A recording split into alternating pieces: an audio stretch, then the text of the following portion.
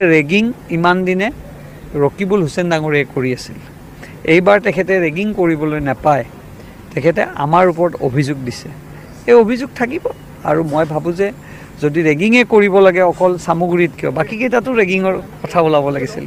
তাৰমানে ৰেগিং হোৱাগৈ নাই, বৰঞ্চ ৰেগিং তেওঁৰ দিনত হৈছিল। সেইকাৰণে তেওঁৰ এই অভিযোগ মিছা। আৰু যদি সঁচা প্ৰমাণ কৰিব তাৰ কাৰণে ন্যায়ালয় আছে, তাৰ কাৰণে ইলেকশ্যন কমিশ্যন অফ ইণ্ডিয়া আছে, ইলেকশ্যন কমিশ্যন অফ আছাম আছে। তেওঁলোকে অভিযোগ দিয়ক আৰু যদি সেই অভিযোগ সত্যতা হয় তাৰপিছত ব্যৱস্থা হ'ব। আমি 5টা বিধানসভা সমষ্টিতে আমি জয়লাভ আমি কৰিব পাৰিম বুলি আশা কৰিছোঁ। আৰু কালি ৰাতিপুৱাৰ পৰা ভোট গণনা আৰম্ভ হ'ব। আৰু মই ভাবোঁ ভাৰতীয় জনতা পাৰ্টি আৰু এলায়েন্সৰ লগত এলায়েন্স লৈ পেলাই যি 5টা সমষ্টিত উপ নিৰ্বাচন হৈছে, আমি 5টা সমষ্টিতে এক ভাল ফলাফল পাম বুলি আমি দৃঢ় বিশ্বাস। আচলতে ৰেগিং ইমান দিনে ৰকিবুল হুছেইন ডাঙৰীয়াই কৰি আছিল।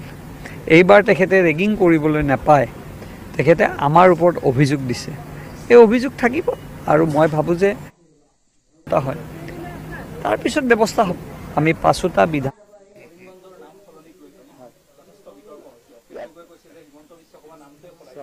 মোৰ নামটো যদি ৰবীন্দ্ৰনাথ ঠাকুৰে দি থৈ গ'লহেঁতেন, বেলেগ এটা নাম মই ল'লোহেঁতেন।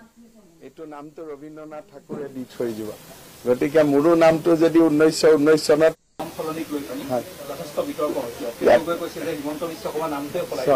মোৰ নামটো যদি ৰবীন্দ্ৰনাথ ঠাকুৰে দি থৈ গ'লহেঁতেন, বেলেগ এটা নাম মই ল'লোহেঁতেন। এইটো নামটো ৰবীন্দ্ৰনাথ ঠাকুৰে দি থৈ যোৱা, গতিকে মোৰো নামটো যদি 1919 চনত কোনোবা যদি এনেকুৱা ৰবীন্দ্ৰনাথ ঠাকুৰ বা লক্ষ্মীনাথ বেজবৰুৱাই দি থৈ গ'লহেঁতেন, তেতিয়াহ'লে মোৰো নামটো মই হাঁহি হাঁহি তেনেকুৱা নাম এটা ল'লোহেঁতেন। অখিল গগৈ প্ৰসংগ, অখিল গগৈ যথেষ্ট সক্ৰিয় হৈছে। অখিল গগৈ কৈছে যে 26ত তেওঁলোকৰ দুজন মন্ত্ৰী লাগিব, তেওঁ ভাল কৰি তেওঁ স্বাস্থ্য আদি ভালে থাকক, ভাল কৰি তেওঁ ৰাইজৰ হৈ কাম কৰক। গতিকে ইমানেই শুভেচ্ছা দিম আৰু কি ক'ম কওক। মানুহকতো মইতো তাতকৈ বেলেগ একো ক'ব নোৱাৰোঁ। আৰু তেওঁ 2জন মন্ত্ৰী কিয় হয়, মইতো তেওঁক মুখ্যমন্ত্ৰীয়ে বুলি ভাবি থাকোঁ। তেওঁ যে 2জন মন্ত্ৰীতে সন্তুষ্ট এইটোতো মই জনাই নাছিলোঁ। মইতো ভাবি আছিলোঁ যে তেওঁ মুখ্যমন্ত্ৰীৰ কাৰণে চেষ্টা কৰিব। তেওঁ 2জন মন্ত্ৰীহে লাগে বুলি কৈছে। সেই দুজনটো ময়ে দি দিব পাৰোঁ। ইমানেই যদি ইমানখিনিতে যদি লিমিটেশ্যন আছে।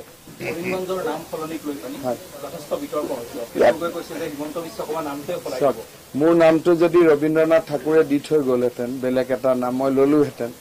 এইটো নামটো ৰবীন্দ্ৰনাথ ঠাকুৰে দি থৈ যোৱা, গতিকে মোৰো নামটো যদি 1919 চনত কোনোবা যদি এনেকুৱা ৰবীন্দ্ৰনাথ ঠাকুৰ বা লক্ষ্মীনাথ বেজবৰুৱাই দি থৈ গ'লহেঁতেন, তেতিয়াহ'লে মোৰো নামটো মই হাঁহি হাঁহি তেনেকুৱা নাম এটা ল'লোহেঁতেন।